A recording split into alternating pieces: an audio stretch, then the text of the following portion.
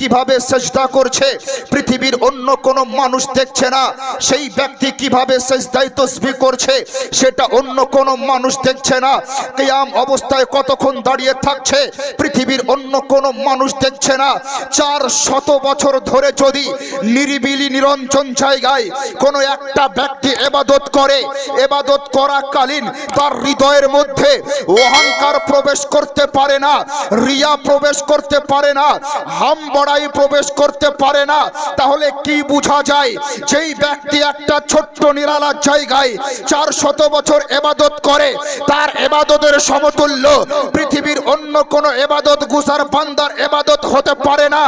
এমন কথা যখন তার ভিতরে চলতে আরম্ভ করেছে, মাওলায়ে কায়নাত ঈসা পয়গম্বরকে ডাক দিয়ে বলতে আরম্ভ করেছেন, ওগো নবী ঈসা রূহুল্লাহ, তুমি আশ্চর্য হয়ো না, আমি তোমার শেষে একজন নবীকে প্রেরণ করব, তার নাম হবে মুহাম্মদুর রাসূলুল্লাহ। সেই মুহাম্মদুর রাসূলুল্লাহর উম্মতকে এমন একটা মাস দান করব, আর সেই মাসের এমন একটা রাত দান করব, সেই রাতে যদি মুহাম্মদুর রাসূলুল্লাহর কোন উম্মত 2 রাকাত নামাজ পড়ে, আমি রব্বে কাদির মুসা আলাইহিস সালামের উম্মত 400 বছর ইবাদত করে যে সওয়াব অর্জন না করতে পেরেছে তার থেকে বেশি সওয়াব আমি উম্মতে মুহাম্মদের আমলনামায় দান করে দেব।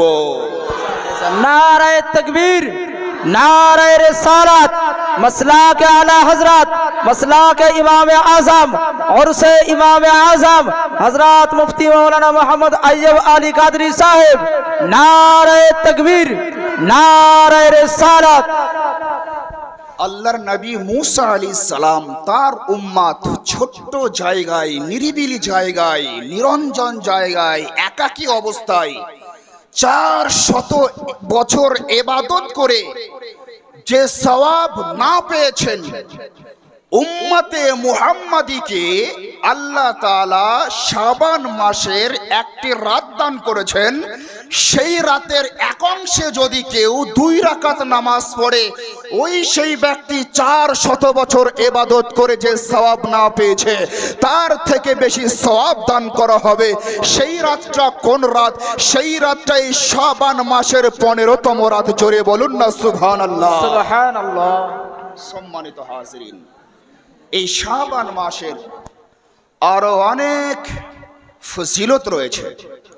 হযরতে মুআজ বিন জাবাল রাদিয়াল্লাহু তাআলা আনহু থেকে বর্ণিত, তিনি বলেন, রাসূল আরবি সরওয়ারে কায়নাত সাল্লাল্লাহু আলাইহি সাল্লাম ইরশাদ করেছেন, শাবান মাসের 15তম রাত্রিতে আল্লাহর রহমত প্রথম আকাশে আসার পর ঘোষণা করেন, হে পৃথিবীতে বসবাসকারী মানব জাতি, তোমরা কে এমন আছো কল্যাণ চাও, আমি আল্লাহর কাছে কল্যাণ চাও, আমি তোমাদেরকে কল্যাণ দান করব।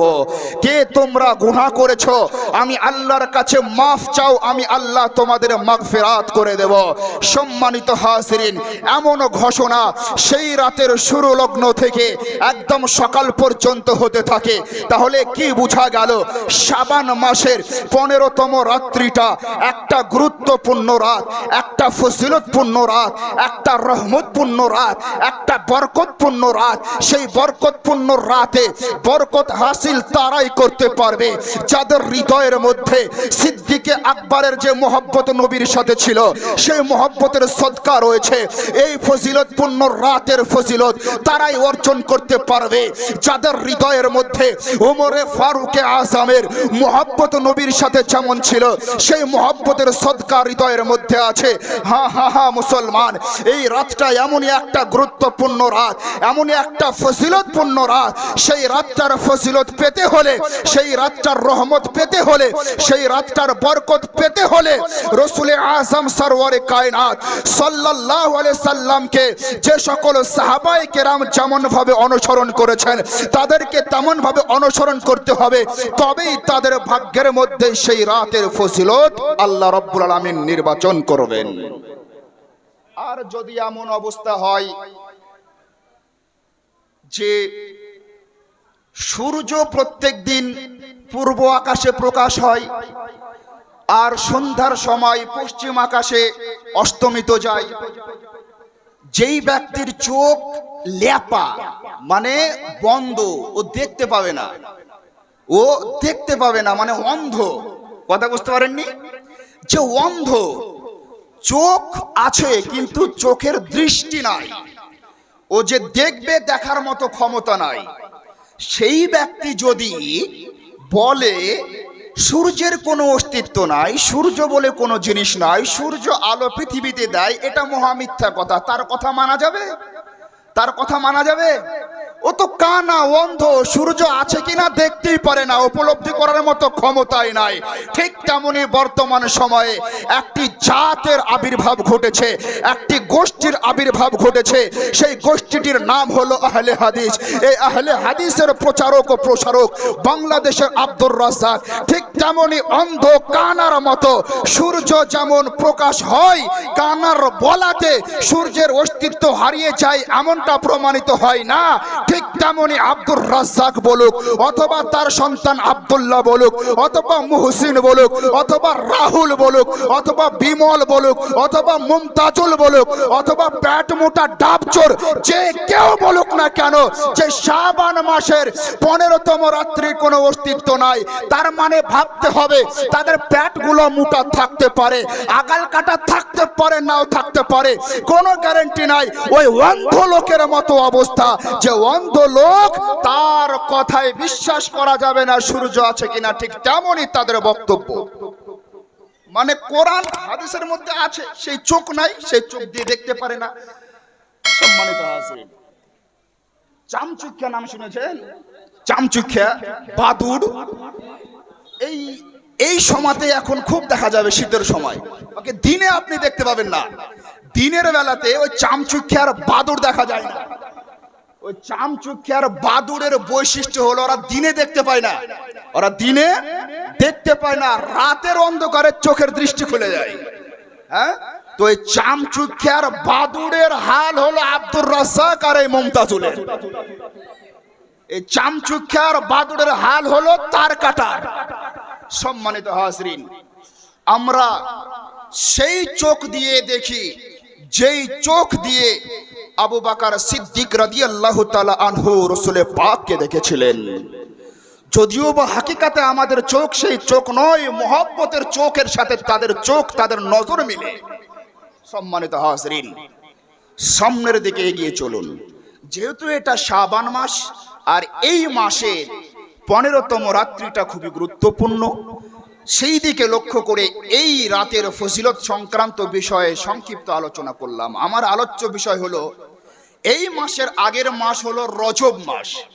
এই মাসে রাসূল করিম সাল্লাল্লাহু আলাইহি সাল্লামের জীবদ্দশায় যতগুলি মুজিজা সংঘটিত হয়েছে, তার মধ্যে উল্লেখযোগ্য, শ্রেষ্ঠ এবং বড় মুজিজা হলো মেরাজ শরীফ, তা সংঘটিত হয়েছে। আজ আমরা রবীন্দ্রনাথ ঠাকুরকে চিনি, তার ব্যক্তিত্ব সম্পর্কে পড়েছি। আমরা কবি নজরুলকে চিনি, তার ব্যক্তিত্ব সম্পর্কে জানি।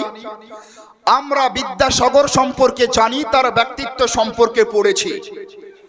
বিদ্যাসাগর সে জ্ঞানের ভান্ডার নিয়ে বিশ্বে রেকর্ড করেছে, মানুষ তাকে একজন নির্ভরযোগ্য ঐতিহাসিক লোক হিসাবে জানে, সম্মানিত লোক হিসাবে জানে।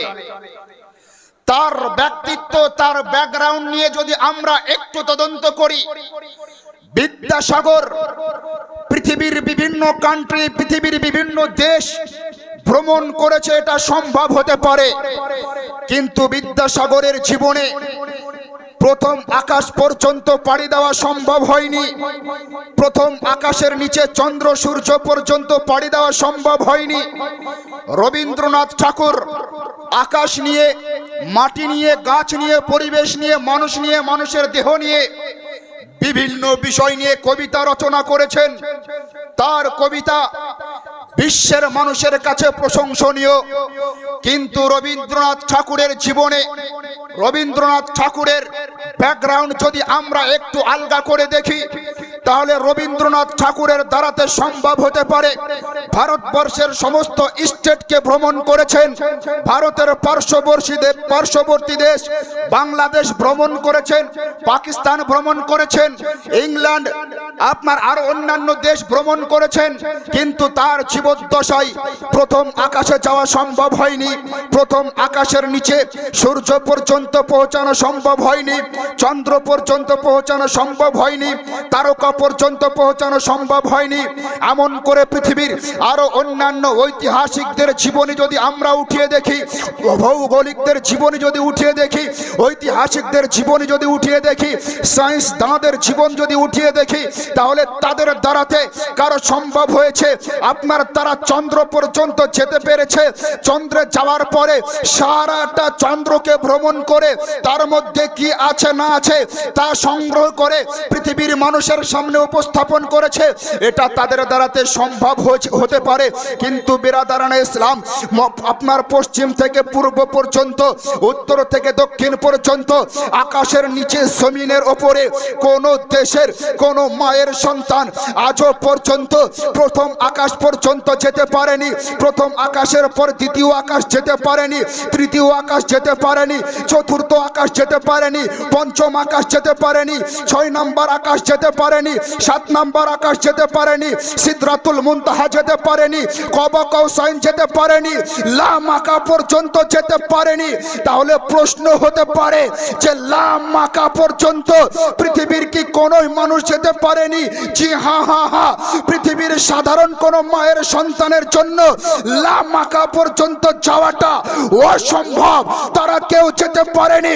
কিন্তু আজ থেকে 1450 বছর পূর্বে আরব দেশের রাজধানী মক্কার মাটিতে আব্দুল্লাহর ঘরে মা আমিনার গর্ভ থেকে যে মহান ব্যক্তিত্বের আবির্ভাব হয়েছিল তার নাম হলো মুহাম্মদুর রাসূলুল্লাহ সাল্লাল্লাহু আলাইহি সাল্লাম। তার পূর্বে এই দুনিয়ার মাটিতে আদম নবী এসেছিলেন, তার পূর্বে নূহ নবী এসেছিলেন, তার পূর্বে ঈসা নবী এসেছিলেন, তার পূর্বে ইব্রাহিম নবী এসেছিলেন, তার পূর্বে ইসমাইল নবী এসেছিলেন, তার পূর্বে আপনার লূত নবী এসেছিলেন, তার পূর্বে ইউসুফ নবী এসেছিলেন।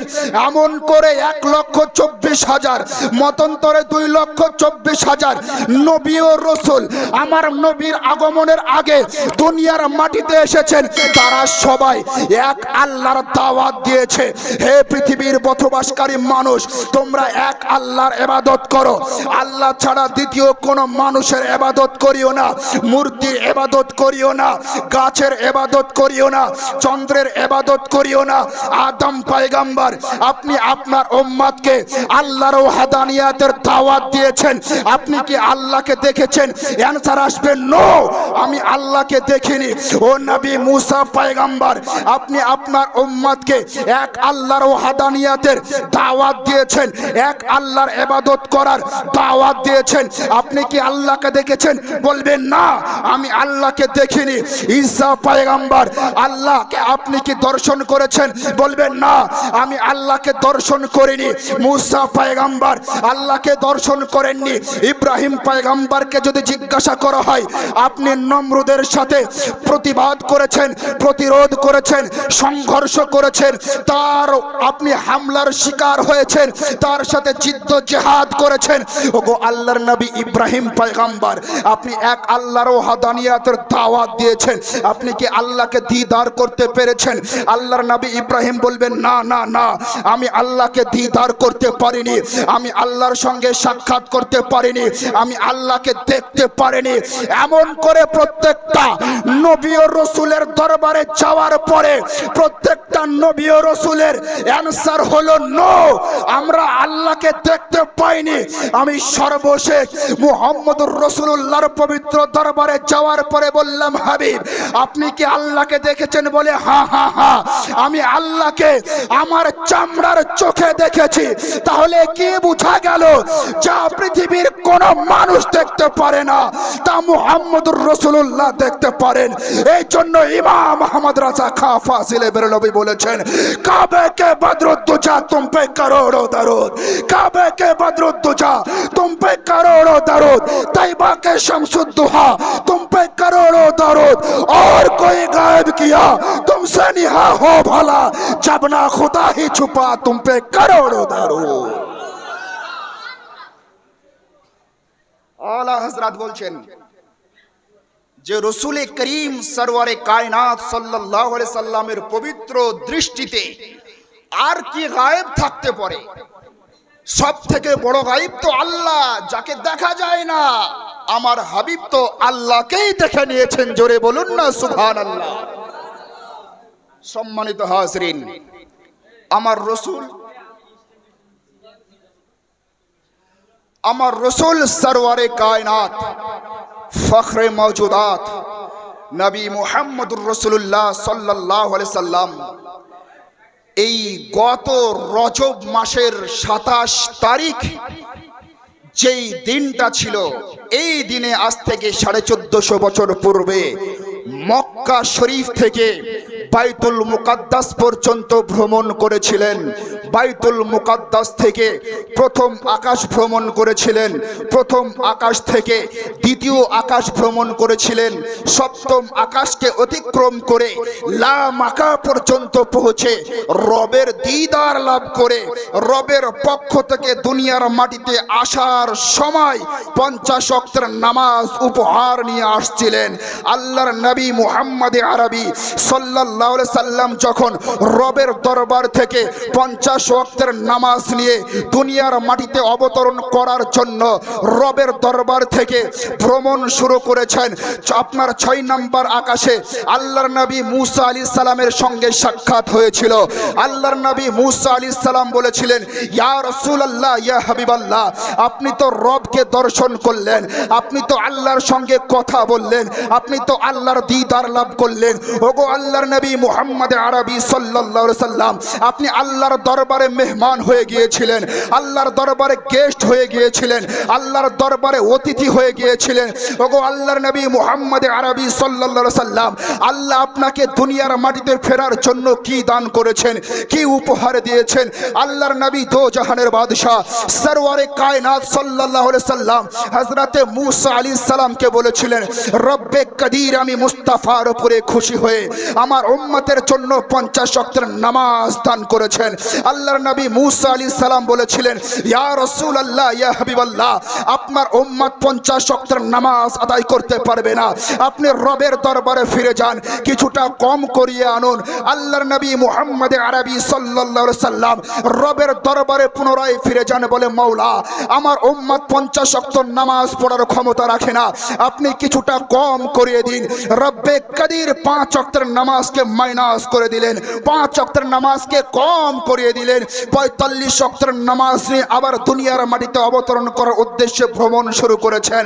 6 নম্বর আকাশে আবারও মুসা আলাইহিস সালামের সাথে সাক্ষাৎ হয়ে যায়। আল্লাহর নবী মুসা আলাইহিস সালাম বলেন, ইয়া রাসূলুল্লাহ, আল্লাহর দরবারে আপনি নামাজকে কম করানোর জন্য গিয়েছিলেন, আল্লাহ কি কিছুটা কম করিয়েছে? আল্লাহর নবী মুহাম্মদ আরবি বলেছিলেন, হ্যাঁ হ্যাঁ হ্যাঁ, রব্বে কাদির আমার উম্মতের উপরে দয়া করে 5 ওয়াক্তের নামাজকে কম করিয়ে দিয়েছেন। আল্লাহর নবী মুসা আলাইহিস সালাম বললেন, ইয়া রাসূলুল্লাহ, আপনার উম্মত এই 45 ওয়াক্তের নামাজও আদায় করতে পারবে না, আপনি দয়া করে আবার রবের দরবারে ফিরে যান, আরো কিছুটা কম করিয়ে আনুন না। আল্লাহর নবী সাল্লাল্লাহু আলাইহি সাল্লাম রবের দরবারে পুনরায় ফিরে যান, বলে, মাওলা, আমার উম্মত 45 ওয়াক্তের নামাজ পড়ার মতো ক্ষমতা রাখে না, আপনি কিছুটা কম করিয়ে দিন। রব্বে কায়নাত আরো 5 ওয়াক্তের নামাজকে কম করিয়ে দিলেন। 40 ওয়াক্তের নামাজ নিয়ে মদিনাওয়ালা মুস্তাফা দুনিয়ার মাটিতে অবতরণ করার উদ্দেশ্যে আবার সফর শুরু করলেন। 6 নম্বর আকাশে মুসা আলাইহিস সালামের সাথে আবার সাক্ষাৎ হয়ে যায়। আল্লাহর নবী মুসা আলাইহিস সালাম বলেন, ইয়া রাসূলুল্লাহ, কতটা কম করিয়েছে? বলে, এবার আরো 5 কম করিয়েছে, 40 ওয়াক্ত রয়েছে। আল্লাহর নবী মুসা আলাইহিস সালাম বললেন, না না না, আপনার উম্মতে 40 ওয়াক্তের নামাজ আদায় করতে পারবে না, আপনার উম্মতে 40 ওয়াক্তের নামাজও পড়তে পারবে না। আপনি রবের দরবারে ফিরে যান, আবার কিছুটা কম করিয়ে আনুন। আল্লাহর নবী মুহাম্মদ আরবি সাল্লাল্লাহু আলাইহি সাল্লাম রবের দরবারে ফিরে যাওয়ার পরে বলে, মাওলা আমার উম্মত 40 ওয়াক্তের নামাজও আদায় করতে পারবে না, আপনি কিছুটা আরো কম করিয়ে দিন। আরো 5 ওয়াক্তের নামাজকে কম করিয়ে দেওয়া হলো। আবার দুনিয়ার মাটিতে অবতরণ করার সময় মুসা আলাইহিস সালামের সঙ্গে সাক্ষাৎ হলো। এমন করে বারবার গিয়ে 45 ওয়াক্তের নামাজকে কম করিয়ে যখন 5 ওয়াক্তের নামাজকে নিয়ে দুনিয়ার মাটিতে আসবেন, তখন মাওলা বলে, হাবিব আমি রব্বে কাদির আপনার উপরে খুশি হয়ে 50 ওয়াক্তের নামাজকে ফরজ করেছিলাম। আপনার ওসিলায়, আপনার কারণে, আপনার দরদি উম্মতের উপরে মায়া করে আমি 45 ওয়াক্তের নামাজকে কম তো করিয়ে দিয়েছি, কিন্তু হাবিব আপনি আপনার উম্মতদেরকে জানিয়ে দিন, হে আমার উম্মত উম্মতি, রব্বে কাদির আজকের রজনীতে আমি মুস্তাফার উপরে 50 ওয়াক্তের নামাজ দান করেছিল তোমাদের সহজের জন্য, তোমাদের আসানির জন্য 45 ওয়াক্তের নামাজকে মাফ করে দিয়েছে। কিন্তু হে আমার উম্মত উম্মতি, তোমাদের জন্য যে 5 ওয়াক্ত নামাজ রয়েছে, এই 5 ওয়াক্ত নামাজকে যদি তোমরা নিয়মিত পাঠ করো, নিয়মিত আদায় করো, রব্বে কাদির তোমাদেরকে 50 ওয়াক্ত নামাজের সওয়াব দান করে দেবে। সম্মানিত হাজরিন, ওই কানা অন্ধ, ওই যে বলেছিলাম না বাদুড় আর চামচিক্ষা, বলে ওসিলা হারাম, ওসিলা শিরিক, ওসিলা বেদাত, আল্লাহ তুমি আমার দোয়াকে কবুল করো তোমার হাবিবের ওসিলায়। বলে না না না না, এটা শিরিক। সরাসরি আল্লাহর কাছে চাও, সরাসরি আল্লাহর কাছে চাও। কোন ব্যক্তির ব্যক্তিত্বকে কেন্দ্র করে ওসিলা নিয়ে দোয়া করবে না, তাদের বক্তব্য। তাহলে এবার আধলা কানা আর চামচিক্ষা বাদুরদের অবস্থা কি হবে? যদি ওসিলা সত্যিকারেই ছাড়তে হয়, তাহলে তাদের বাপ দাদা 14 গোষ্ঠী আজ থেকে 1450 বছর আগে থেকে 50 ওয়াক্তের নামাজ পড়েনি, 5 ওয়াক্তের নামাজ পড়েছে। তাদের উত্তরসূরি যতগুলো ছিল সবার মাথায় প্রত্যেক দিনের তরে 45 ওয়াক্ত করে নামাজ কাজা হয়ে গেল। আর ওরাও যারা আজ 5 ওয়াক্তের করছে, ওদেরও প্রত্যেক দিনের 5 ওয়াক্ত করে কাজা থেকে যাবে। কারণ ওসিলার মাধ্যমেই তো 45 ওয়াক্তের নামাজ মাফ হয়েছিল। ওসিলাটা কি ছিল? হযরতে মুসা আলাইহিস সালাম। সম্মানিত হাজরিন, আমরা বলি যে আল্লাহর নবী দো জাহানের বাদশাহ সাল্লাল্লাহু আলাইহি সাল্লাম ইলমে গায়েব জানেন, অদৃশ্যের জ্ঞান রাসূল করিম সাল্লাল্লাহু আলাইহি সাল্লামকে দেওয়া হয়েছিল। তো ওরা তো অদৃশ্যের জ্ঞানকে অস্বীকার করে, তো দলিল দিতে গিয়ে একটা যুক্তি পেশ করে থাকে আর সাধারণ মানুষের মগজকে ধোলাই করে এইভাবে যে মেরাজের রাত্রিতে আল্লাহর নবী মুহাম্মদ সাল্লাল্লাহু আলাইহি সাল্লাম আল্লাহর পক্ষ থেকে 50 ওয়াক্তের নামাজ নিয়ে দুনিয়ার মাটিতে আসছিলেন।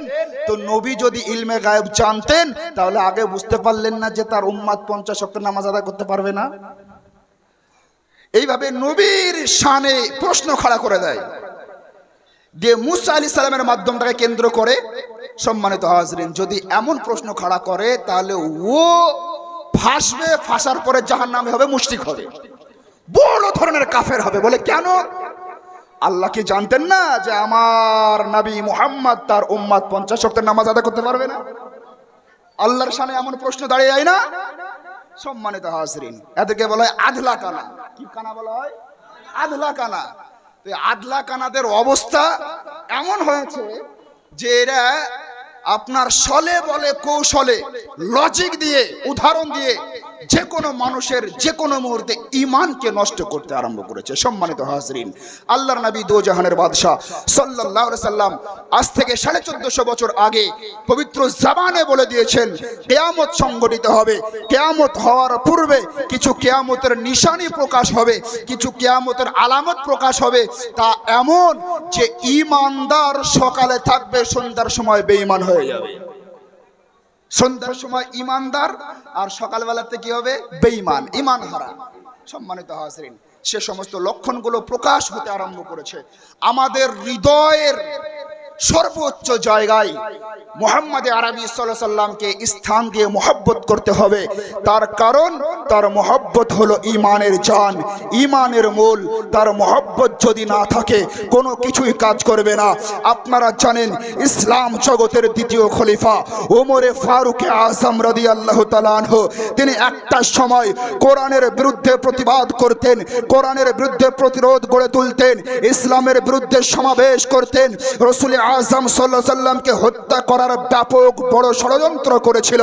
ওমরে ফারুক আযম রাদিয়াল্লাহু তাআলা আনহু ইসলাম গ্রহণ যখন করলেন, আল্লাহর নবী দো জাহানের বাদশা জিজ্ঞাসা করছেন, হে উমর, তুমি তো কোরআনকে বিশ্বাস করতে না, আল্লাহর নিদর্শন সমূহকে বিশ্বাস করতে না, কবরের আযাবকে বিশ্বাস করতে না, জান্নাত ও জাহান্নামকে বিশ্বাস করতে না, তুমি এখন এক আল্লাহর ওয়াহদানিয়াতকে সাক্ষী দিয়ে ঈমান এনেছো, মুসলমান হয়েছো।